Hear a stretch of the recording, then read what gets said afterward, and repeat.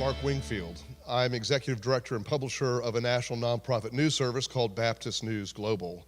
And we welcome everyone tonight to Wilshire Baptist Church, where I attend as a member and for nearly 17 years was the associate pastor. And it is my honor to welcome everyone here to Wilshire tonight. We're so glad to have you here and to be part of this event that is a dialogue about the bills happening not only in Texas but across the country in state legislatures that are harmful to the LGBTQ community in particular. We want to hear tonight from some mama bears, some folks who are living this story in their own families and who know what it is about. These are all mothers of children who identify somewhere within the LGBTQ community and have personal experience about these things.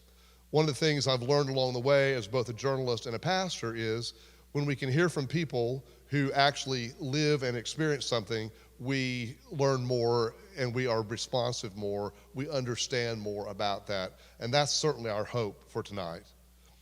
Our conversation will be in part about family experience, in part about the legislative experience, and in part about the faith experience. And in this conversation, you're going to hear different stories of faith, some people, some families who are very involved in faith communities, some who previously were deeply involved in faith communities, but have no longer felt welcome there for a variety of reasons that I think will become understandable.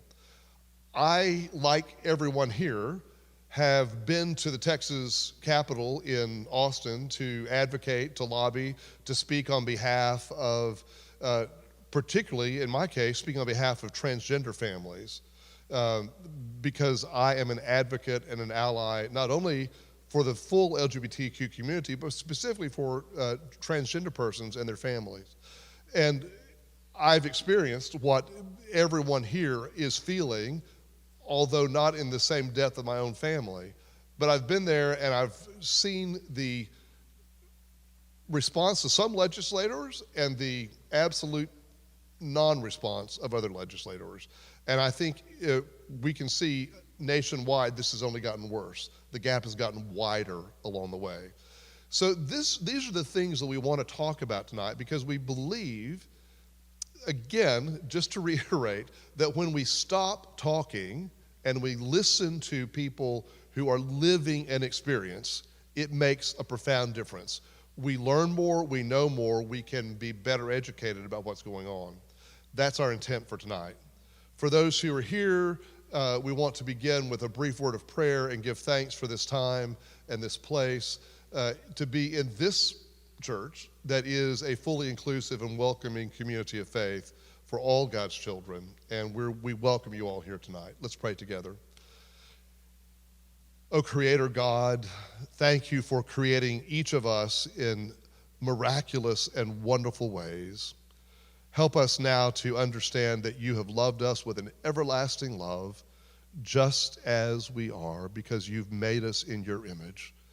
We give thanks to you, Lord. Amen. Well, we've got a wonderful panel tonight, and we're going to begin by asking each panelist to introduce herself to you, and I will stop talking now, and we're going to go from this end down this way with some brief introductions. And I live in Frisco, Texas. Hi, my name is Tiffany, and I live in Frisco, Texas. I'm the mother to two wonderful children, a 14-year-old boy and a 12-year-old daughter who's transgender. She came out to us in November of 2021. I was raised Southern Baptist from the moment I was born, and I like to tell everybody that if the doors were open, we were there. So every Sunday service, Wednesday service, revivals, vacation Bible school, camps, you name it, I was there. But unfortunately, I have stepped away from the church now. My spirituality has gone more inward, but we just don't feel very comfortable in the church environment currently because of our family. So, hello, my name's Diana. I live in the White Rock area of Dallas with my husband. We've been together 22 years, married for 19. We have two amazing children. My 16-year-old is a transgender boy. He's been out to us for, I think it's like 5 years, a little less than 6 years. And then my 14-year-old is an 8th grader and is non-binary, and that has been, they revealed that to us about 1.5 years ago. So we have had a very interesting parenting experience, not the one we imagined. I am a partner in a firm. I started my firm not far from here in Lake Highlands. And I'm a Sunday school teacher of 18 years at a church not far from here. And we have really enjoyed our life in Dallas, Texas. Hello, my name is Gretchen. I live in Keller, Texas, so it was a little bit of a hike to get over here. I have, like you, I've been married for 27 years in May, together 31 years. I have two wonderful young people that exist in my house. I have two queer kids, which I always feel like that makes us extra special. So I have a almost 21-year-old who is going to school in New York City, and I have a senior in high school who is non-binary. So both of them identify as gay.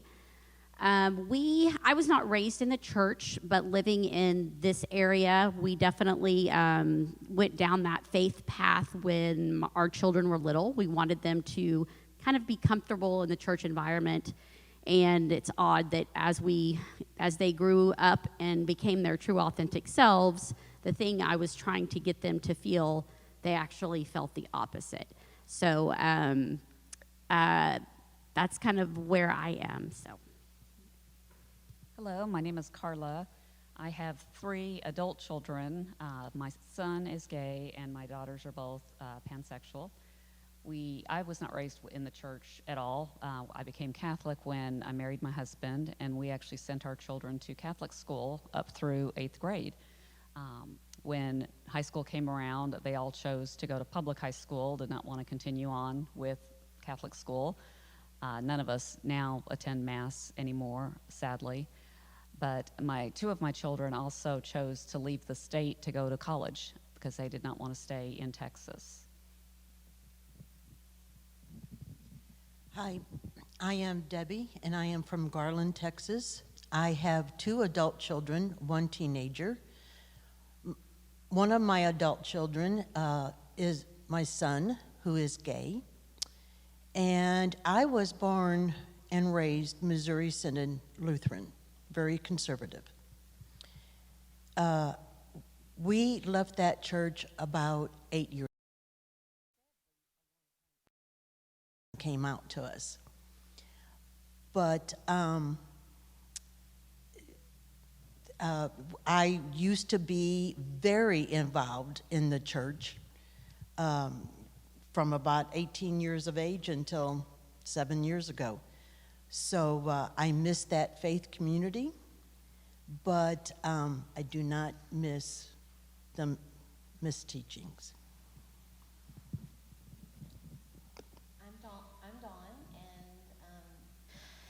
I live in the mid-cities. I have 2 daughters. The oldest is 23, and she is her sister's strongest ally. And my youngest is 20. She came out to us 3 or 4 years ago, and she's a sophomore in college here in Texas.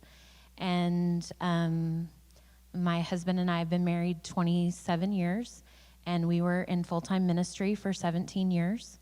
We're no longer in the ministry. We kind of got crushed in the worship wars a few years ago. And then we have been kind of navigating our involvement in church the last few years. We're still involved in a church, but we're also kind of walking the line of advocating for our child, but also staying involved in church and trying to find that balance. My name is Amanda, and I live in Grapevine. My husband and I have 2 children. We have a 21-year-old cisgender son, and our 18-year-old child, who's a senior in high school, identifies as non-binary and primarily uses they/them pronouns. And we have a strong faith background. We were involved in a very conservative church for almost 19 years. We were a progressive voice in that church, and we felt like that it was a place that allowed multiple perspectives. But all that started to change in about 2016, which is also around the time that our youngest came out to us. So it took us several years to leave that church, and it was a very painful process.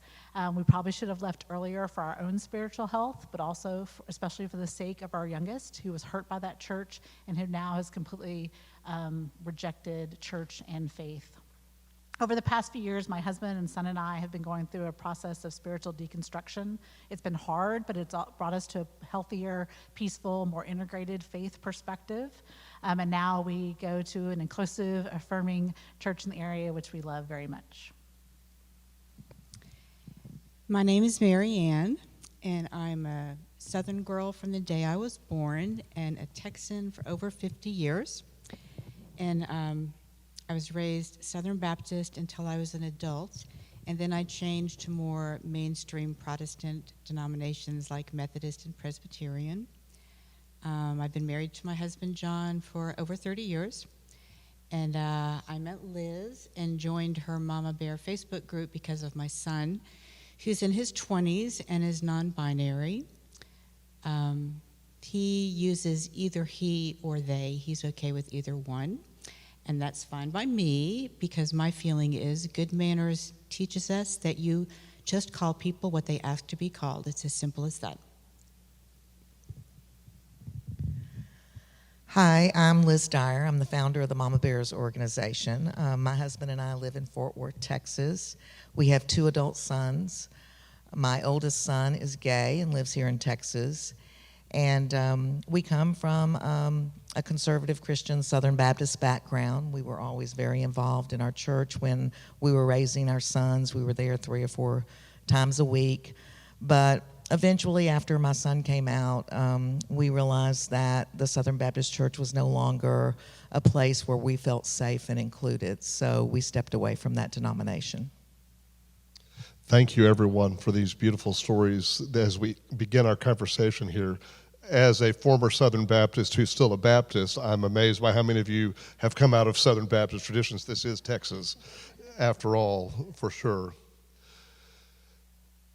If you've paid any attention to the news anywhere in the United States, you've noticed over the last few years an increasing drumbeat of anti-gay, anti-trans legislation being introduced both at the national level, but particularly at the state level in state legislatures. And that has certainly continued in the current legislative season nationwide. Currently, there are more than 500, let me say that again, 500 anti-LGBTQ bills pending in state legislatures across this country. This is an astonishing number. What's worse is to consider that 20% of those bills have been introduced in one state, and that state is our state, Texas. I think most of us are smart enough to understand that these bills not only are discriminatory and mean, they are also cruel, and they are red meat to certain voters. This is not really about people, it's about appealing to a certain voting mindset to get reelected.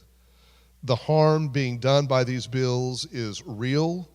I know, and some of you know, and you're going to hear stories in a moment of people here whose families are being torn apart just by the prospect of a bill, not only by bills being passed. The damage is done just by breathing the words and the threats to do something to families. Of course, here in Texas, we had the infamous ruling that gender-affirming care for a child is child abuse. And we've had families investigated by the state for this. And that was just one more round in this ongoing drama that we're experiencing. One of the things I want to point out to those who are here and those who are watching this later is if you look at this group of moms here, there are no freaks here. There are no horns growing out of anyone here. I don't see any. These are normal people. These are you and your family.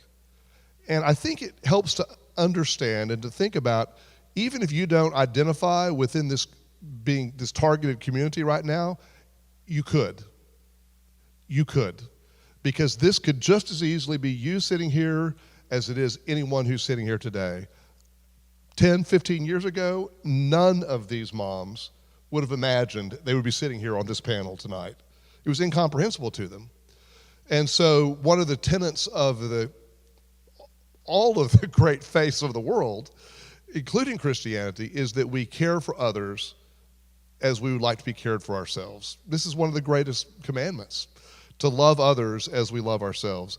And that is the motivation we think ought to be in governing as well, not trying to tear people apart. So with that little sermon out of the way on this, some of our panelists are going to address a question specifically about how the current crop of bills how it's affecting you, how you're responding to this, what effect is it having on your family? And let's get some answers to that question. My husband is a teacher in the state of Texas, and I'm an engineer, so we're both licensed through the state of Texas. Also, our 14-year-old son is going through a medical emergency. Currently, he's been hospitalized 3 times since January. So he spent about a total of 30 days in the hospital. So he has an extensive network of physicians and support and therapists here in the state of Texas. But with the threat of these anti-trans laws and the healthcare bill, we are now having to look at where do we go? What happens next? And how are we going to take care of not only our 14-year-old son, but our 12-year-old trans daughter as well. Sorry, I'm going to try to stop crying. It's really hard. Basically, Texas is asking me to choose, I feel like. They're asking me to decide which child is more important. If I stay and my child has to detransition, I could lose her. I almost nearly lost her before she came out. I can't go through that again. If we move, I may lose my son. And so to live in a state like Texas where people talk about freedoms and how this is the greatest state in the nation, I'm now every night asking my husband, is it time? Is it time for us to separate and one of us take our daughter to a state where she's safe and the other one stay here and hope that our son survives? And I don't think that's fair.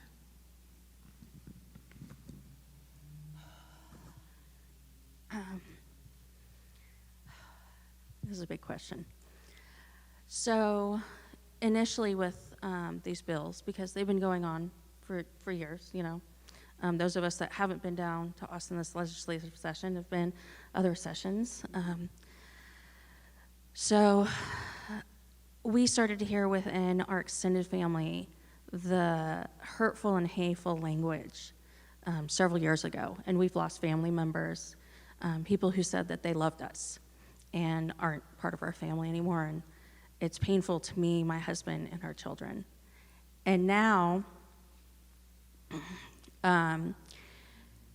because I do have a child that's thankfully receiving excellent gender-affirming care, which has made him the person he's supposed to be, and my wonderful youngest receives gender therapy with a very supportive therapist that truly saved their life. We have accepted that this state is not safe. It is not safe for my family. It's not safe for my children. And we know when we hear the language from the legislature, when we watch the sessions because they're live streamed and you can just watch them while you work.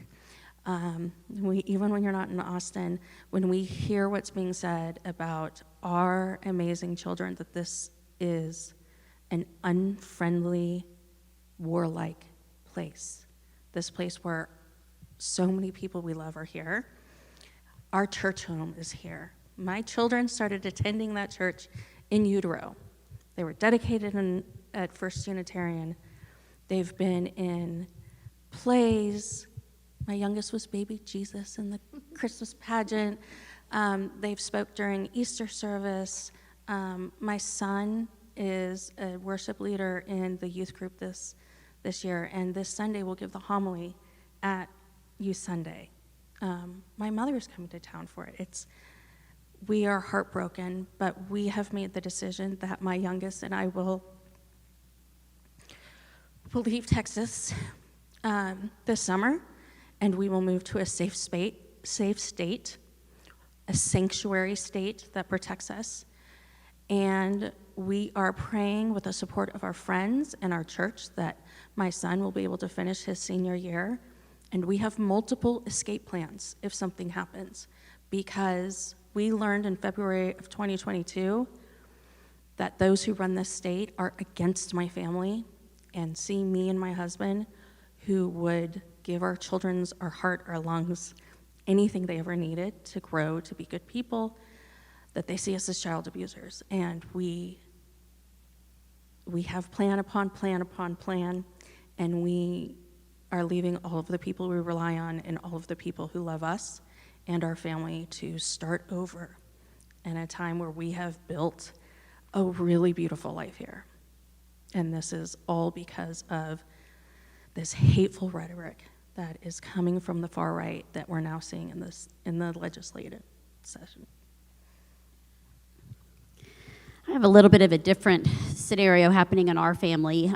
During the pandemic, our family really folded in. It was, I don't like to say that it really brought our family together. At that point, my oldest had already come out, and our youngest, we like to say, has his own ecosystem, and he's always been that way. During the pandemic, one of the things that we started doing as a family was watching RuPaul's Drag Race. It's our Friday night. My husband comes home from work, he makes dinner, and if somebody has something to do, it's recorded, and we wait and we watch it as a family. And from stem to stern, generally, my husband picks which queen's gonna win. But it became kind of a big, fun part of our family, and it really allowed my husband, who works in kind of a conservative environment, to really have a chance to see all of that. He could ask questions. So what happened from that was our youngest decided that he wanted to do fashion. And at 16, because of the pandemic, he couldn't get his license because we couldn't get an appointment. He asked for a sewing machine. And I thought, well, here goes $200. It's fine. We'll get him a sewing machine. It'll collect dust. Well, he switched up his schedule. He took fashion design. And we found out 3 weeks ago that he has been accepted to FIT in New York City. Well, the other place that he was accepted was SCAD, Savannah College of Art and Design. And we went to Atlanta 2 or 3 weeks ago now to visit. And I will tell y'all, that school is shiny. It's beautiful. I've never seen so much creativity. And we sat down and I said, okay, your brother's in New York City. Again, with his little ecosystem, I never expected him to be a New York City kid. And I said, this place is amazing, and the professors and the deans, we got to meet all of them. And he said, I can't move to Georgia. It would be like staying in Texas. He said, what happens, because he's non-binary, what happens if they make the decision that I can't exist here? He said, I can't go there. He said, and I walked around with him in downtown with these pants that he'd made and a crop top, and everybody was, I love your outfit. I saw him shine. But he said, Mom, if I'm outside of this neighborhood, am I going to be safe? And he said, I feel so much safer in New York City than I would ever feel in a state that maybe just make the decision not to accept me. And the reason he feels that way is because we live in Keller, Texas, and we ban books there. And we cannot have books on our shelves that mention a non-binary or trans character at all. They're removed. They're taking them out. We would have pulled him if he wasn't a senior and left. But my babies will never come back to the state where they were raised until something changes. Wow. Thank you all. Those are remarkable stories. Very moving. Just a brief primer for those who may not understand all the terminology that gets used in this conversation. We're all learning new words along the way, new pronouns as well. There are two things at play in a lot of these bills, and they're addressing both sexual orientation and gender identity. And it always bears repeating that these are two different things, although both persecuted by states like Texas right now. Sexual orientation is about who you love, and gender identity is about who you are. And these are both embedded concepts in our identity that, contrary to some conservative belief, cannot be changed by therapy or other coercive practices. We cannot pray away the gay, to use a phrase as well. So with all of this as a context, I'm wondering, some of you are prepared to answer the question about how your faith is informing your family and your response to this. And also maybe one part of that is, how is your faith different than those who are advancing these hateful bills who also claim to be motivated by faith, even though someone like me would say, I don't recognize faith in that? Okay. Well- Oh, I'm sorry. Did you want to go? I was just going in order. Coming from the Catholic Church, the word Catholic actually means universal, which you would think means inclusive, accepting. And I like to think, at least when I was there, it was, but we found that it's not. And I think, as Liz mentioned earlier, we don't feel safe there, nor do our children. And none of us attend Mass anymore. As a result, I still feel very spiritual. I still pray. It's just in a different way. I feel that people who are pushing these religious agendas, banning books and excluding people, are not being inclusive, are not being loving, are not accepting all of God's children, because all of our children were lovingly made by God in His image, if you want to say that. And you can't tell me that God would exclude some of those people from having love in their lives, some of His children that He created. They're all human, and I think all churches and all religious leaders should be accepting and inclusive, whether they understand the issues or not.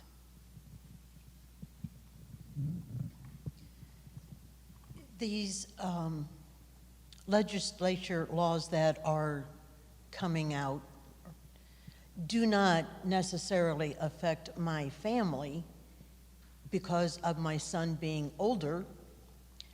However, it does affect our faith. When we were attending the Missouri Synod Lutheran Church, they teach that everyone is created in God's image. They also teach that the greatest command is love one another. However, that's not the case. My son was told when he came out that he would not be able to be a Sunday school teacher. He could not be a youth group leader. Those are his passions. He happens to be a school teacher. So my faith is, I still have my belief in God. I still pray. I still worship in wherever I can go. It's just not in a church. I don't discriminate against gender, color, and we just don't feel comfortable in so many churches today. We have our daughters, and then we have a bonus kid that lived with us her senior year in high school, and then a collection of bonus kids that spend weekends and nights with us that are my daughter's friends, because our house became a safe place, and we always have extra seats at the table. And for me, that is the manifestation of our faith, that there are extra seats at the table, that there's always love, that there is a hug, that there is a kiss on the forehead. That's always kind of been a tradition at our house. I've always tucked our girls in at night, even when they are grown. And then when their friends spend the night, if they want one, I tell their friends, do you want a kiss on the forehead? And a couple, I guess 2 summers ago, one of their dear friends who's trans, right before we left for the trip, she said, they said, it's just all about practice. They said, I'm so excited, your mom's gonna be on the trip. I'm gonna get tucked in 3 nights. And it didn't, it's not something where I'm like, oh, I've gotta tuck everybody in. It's just something we've always done. And, but that is what I want for my kids and their friends, and for all young people, is for there to be a seat at the table. And I think that's what people have forgotten.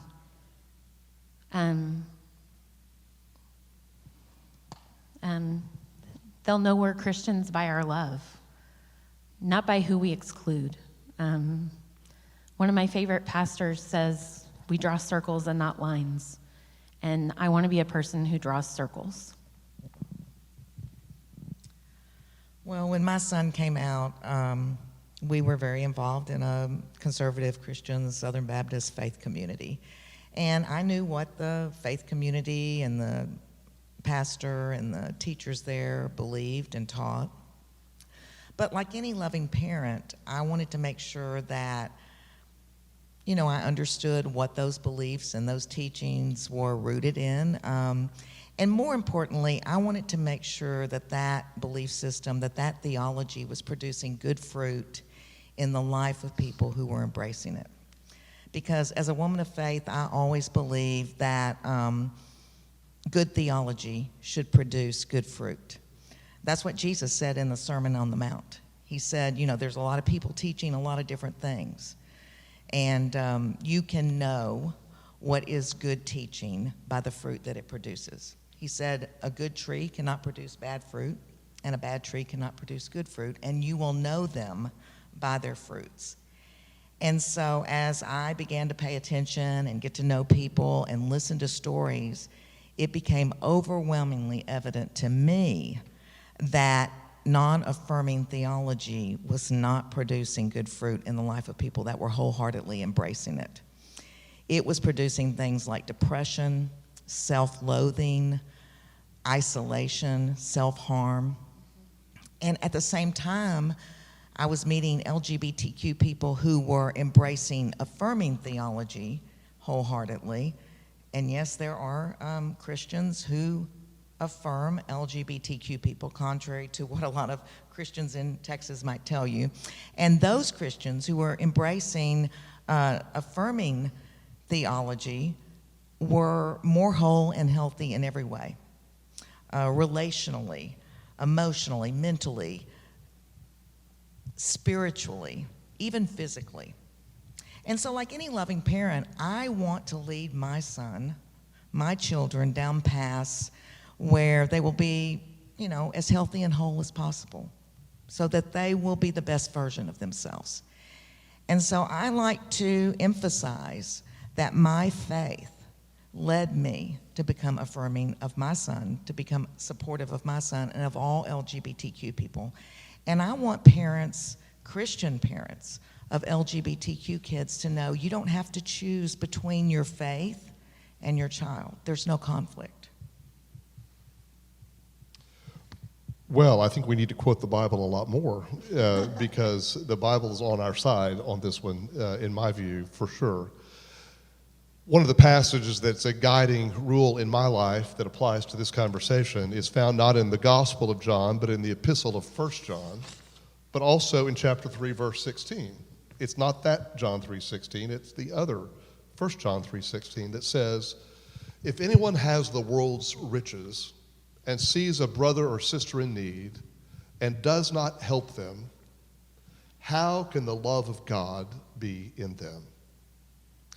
And we are in a situation right now in Texas and other states across the nation where our brothers and sisters are in need. They are in the ditch. They are hurting. They are under threat.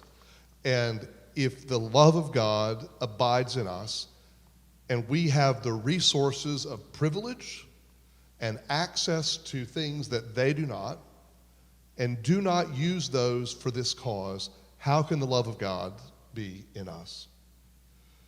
With that thought and other things that have already been said in mind, our next question is to consider, what message would some of you have for other people of faith to help them understand what you think they need to understand? I think what I would say is to really give yourself grace wherever you are in your spiritual journey, and know that you are not alone. God loves all of us no matter where we are in our spiritual journey. If you're in a place where you don't feel like you can be part of a church or even read the Bible or pray, then that's okay. And to really just give yourself, love and grace in that process. Over the past few years, I feel like so many more people have been going through a process of spiritual deconstruction and questioning their faith and church traditions. And there are so many more online resources and communities and even things like podcasts that can be helpful for people in their journey. For me personally, the Evolving Faith Conference and online community and the Bible for Normal People podcast have been incredibly helpful for me in my journey and have shown me that there are many other people out there that have the same views that I do. So really just don't give up and keep looking for the right faith community for you. Well, so I told y'all that I was raised Southern Baptist and Presbyterian and Methodist, and that means I've done a lot of Bible studies because that's what women in those denominations do. And I love doing Bible studies because I'm kind of a nerd, so I like to read and I like to learn. And the Bible is really complicated. It's a huge book. You have to think about the culture and the historical context. You can't just cherry pick things. So in my years of studying the Bible and in my years of debating the Bible with people that weren't Christians or didn't believe the Bible, I've come to believe that you kind of have to take a step back on religion or a lot of things that are big. Take a step back and take the overall view so you're seeing the forest and not the trees. And when I do that, thinking about the Bible and religion, I kind of come up with 3 overarching truths. And the first one, and some of these people have touched on, but I'm sorry, I've written them down so you get to hear them again. So the first one is, we are made in God's image, and He loves us. We are dearly loved by God. When people say God doesn't make a mistake, everybody should be a man or a woman, that is arrogance like I cannot believe. Because who are you to tell God who you should make and who God loves? So that's the first lesson, is that we're all God's children and we're all worthy of love, both from God and from everyone else. My son and his friends sometimes have a very hard time in our community. They get funny looks, they get insults, they get store clerks. Just a couple weeks ago, I was in a store with him, and the store clerk saw him coming up to the front and kind of turned away and started muttering to their friend about, people that, is that a man or a woman kind of comment. And that hurts. That's an ongoing emotional stress for people. And that's just not what we should be doing to God's creatures. My second overarching truth that I take from the Bible is the main commandment that God and Jesus gave us is to love God and love your neighbor as yourself. So if you're going to be a Christian, and I think Mark covered this pretty well, if you love God and you're a Christian, how can you be comfortable with how the state is treating people in Texas or anywhere in the country? How can you sit back and feel so complacent in your religion and your comfort and your privilege and not have empathy for people that don't have those things, for people that are hurting or being attacked by their very own state?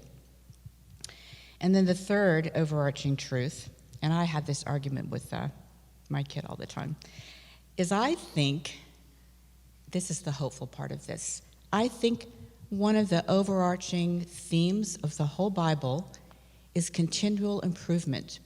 When people look at some of the verses and things that are in the Old Testament, they say, oh, that's so weird. How can you follow that rule? And I say, well, you have to look at where they were in the Old Testament. Things were really bad. So, this commandment in the Old Testament is an improvement over what they were. So all through the Bible, in the Old Testament and the New Testament, it's all about be a better person. Society can be better. And that's what we should all strive to do, is continual growth and continual improvement. And we never give up on that. We never quit.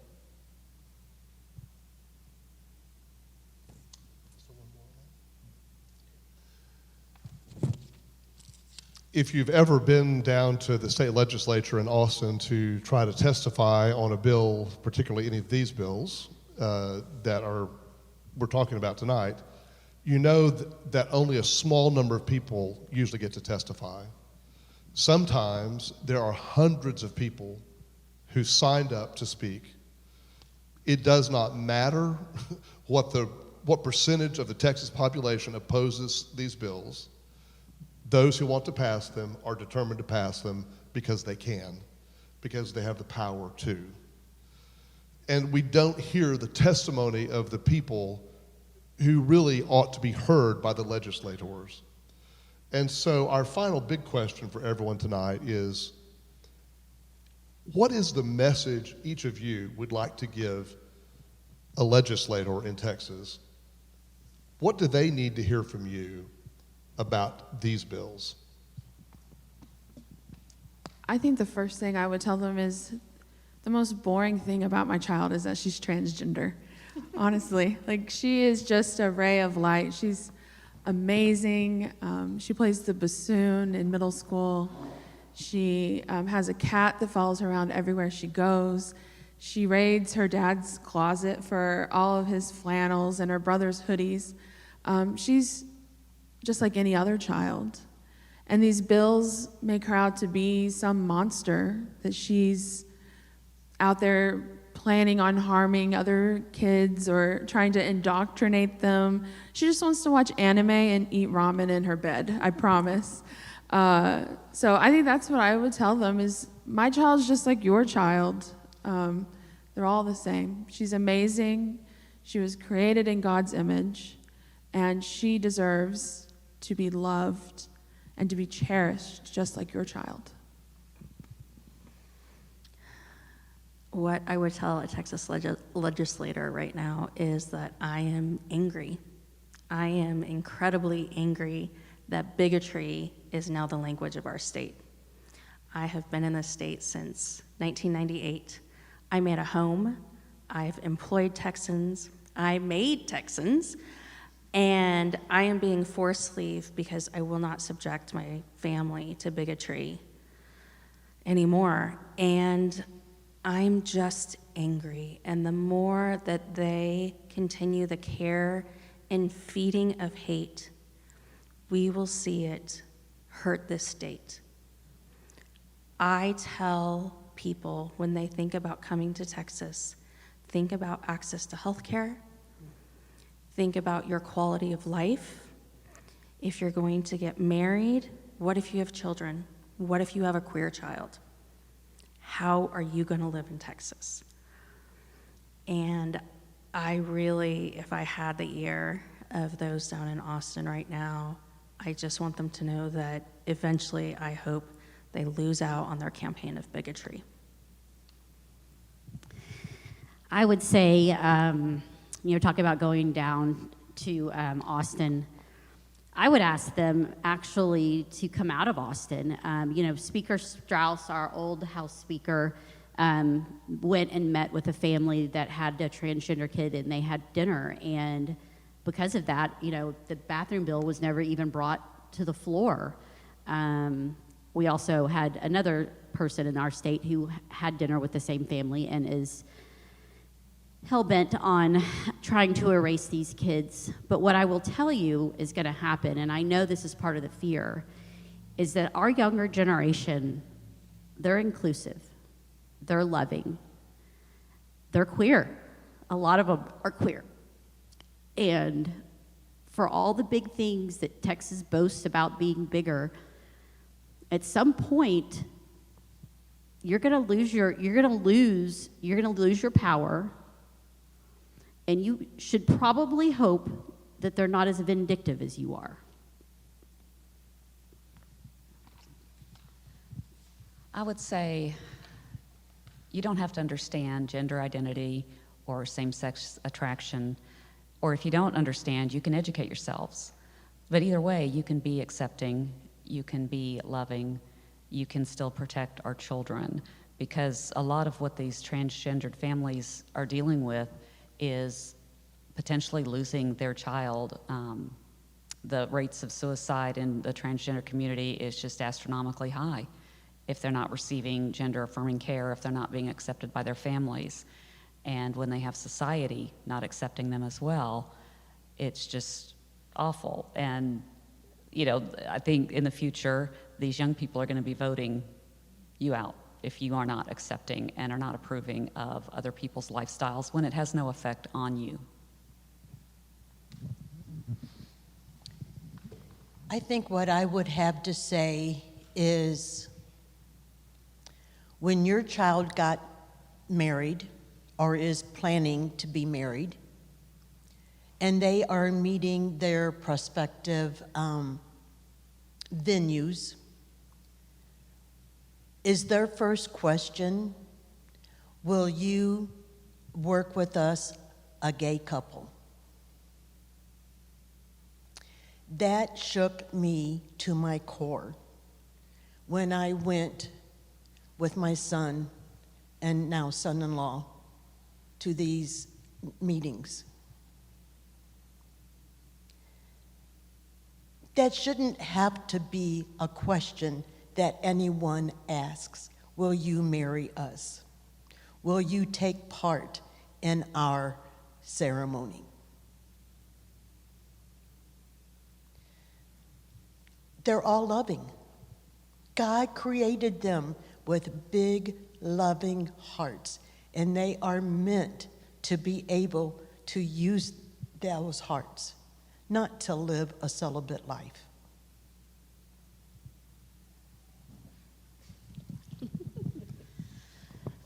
I think I would remind legislators about the power of words. A lot of very hurtful words are being thrown around. Words like grooming and predators. Words that are really important when they're used in the right context, but they've been weaponized. And so I think it's really important that we don't turn those words against people who aren't hurting anyone. And I think it's really important. I would ask them to meet people, to learn their stories, and to remember that we're talking about children and their families and their parents, and that we can't have it both ways. We say we live in a state where parents should get to decide what's best for their kids. We let parents decide if they should go to homeschool or a charter school or Christian school or public school with very little regulation. We let parents decide if they vaccinate their kids or not. We let parents decide all sorts of things. We can't have it both ways. And so I think it's time for people for legislators in particular, to really get to know some families and to hear their stories. So I took a slightly different approach in my response to this question. So these policies are not only being pushed at the state level. So in Grapevine, Colleyville ISD, where our youngest is a senior in high school, the school board passed anti-LGBTQ policies, allowing teachers to misgender students and to not require them to use students' preferred names, which effectively allows teachers to out those students and to turn a blind eye to bullying that happens on a regular basis. These policies directly affect my child and their transgender friends. It affects their mental health. It affects their safety. And we have to fight back against these policies. And sometimes we have a greater chance to affect change at the local level in things like our school board. So we have spoken at the school board. Our entire family has spoken at the school board multiple times. And we are actively working to try to elect school board members that will remove these policies and really fight for the protection of all, students and teachers in our district. So, the right wing is really pushing these policies at all levels of government across the entire country, and we have to fight back, and we have to actually start using some of the same strategies that they've been using to try to fight against these policies, and hopefully we can build some momentum that will start to, create change at the state and national level. I guess I would want to tell them, I agree with everything everybody else said, but in addition, I would say that I hope you really get to know some gay and transgender people and their families, because they're kind of cool. The families of transgender people are just regular families and just trying to do the best thing to take care of their kids. They're not crazy people with an agenda. No children are getting scary procedures done to them without being overseen by a doctor. That's all misinformation. The way to get through the misinformation is to talk to the people that are living that life and walking that walk. I would add, my husband and I are kind of ordinary people. We're engineers by trade. Some people might even call us boring. So having my son and his friends in our life has been really great for us. I'd say actually my whole adult life, meeting friends of my children, I learn so much and I grow so much and I get empathy. Almost everything that happens in the world, I can think to someone that I've met through my children and say, yeah, I kind of understand more about that issue and how it affects people. So it's been a great blessing to us in our personal growth, but it's also been really lucky from the fun factor, because my son and his friends are fun, they are creative, they are smart, they do neat things. Having a non-binary kid means I get to have the best of both worlds, because we can do makeup together, but also he can do boyish things. It's really great, and I wish that everybody could have that in their life, because it's really a good thing. I think I'd want to remind legislators that with great power comes great responsibility, and that the bills that they're proposing and voting on and passing are doing great harm to LGBTQ people of all ages. Most of these bills target youth, but it creates an environment, a climate, that makes it dangerous for every LGBTQ person to exist. We want Texas to be a place where LGBTQ people don't have to be afraid just to go outside, just to be themselves. My adult son in his 30s was at an event recently, and he was verbally abused because of his sexual orientation. So, yes, I would just like legislators to remember that they have a great responsibility because of the power they have, because of the lives that they're impacting, and I think there will be an accounting. For one thing, there are more than 37,000 moms of LGBTQ kids in my private Facebook group. And these moms, these mama bears, get up every day asking, what can I do today to make the world a kinder, safer, more loving place for all LGBTQ people to live and thrive? And these moms are voters, and they're raising their kids to be voters. And they're reminding their children that when you get to vote, you have a lot of power. So there will be an accounting, and I think legislators should remember that. All right, Liz, you set up the last part of this, and that is we all sometimes feel so powerless against the machine that seems to be running in, we think, the wrong direction. And due to gerrymandering, our representatives, even our state senators, are often in safe districts where they don't really have to be responsive to the will of the people. We need to reemphasize here that the polling shows that a majority of Texans do not favor these bills, any of these bills. A majority of Texans do not favor discrimination against the LGBTQ community. Despite what you hear, this is not who Texas wants to be. It's not who Texans want to be. So, Liz, with that reality, what can we do? Well, you all have a piece of paper with a QR code on the back. If you use that QR code, you will be taken to an online action center where you will receive directions on how to take action. And some of the things that you can do would be submit a public comment to Texas legislative committees. This is really important because legislators are going to pay attention. Their assistants are going to pay attention to what kind of comments are on those laws that they are proposing. You can email and call your legislators. Attend rallies and protests. It's really important. If you're for LGBTQ people, I always say show up, speak up, and act. These are really important things for us to do if we are wanting to advocate for the LGBTQ community. And book a meeting with an in-person meeting with a legislator. And if you can't go to Austin to do that, maybe book a Zoom meeting with your legislator. And then voice your support for the trans and non-binary community by signing the Count Me In pledge that you'll find on the HRC, the Human Rights Campaign website. And don't do any of this alone. Make sure that you share all this information with your family members and your friends, because we need everyone to get involved in this. Together, we can create a better world, a better state.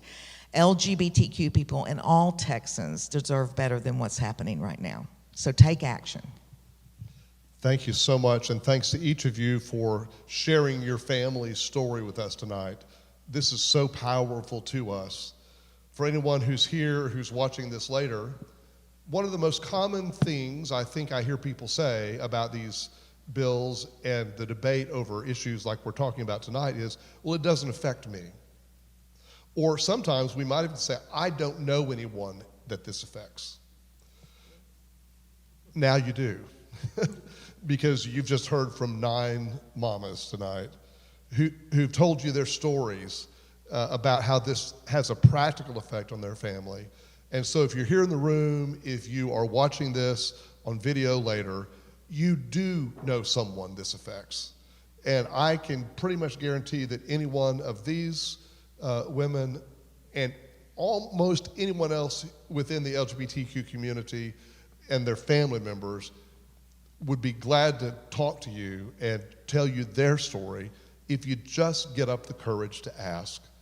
Because the most important thing is to ask and to listen. Thank you all for a wonderful conversation tonight.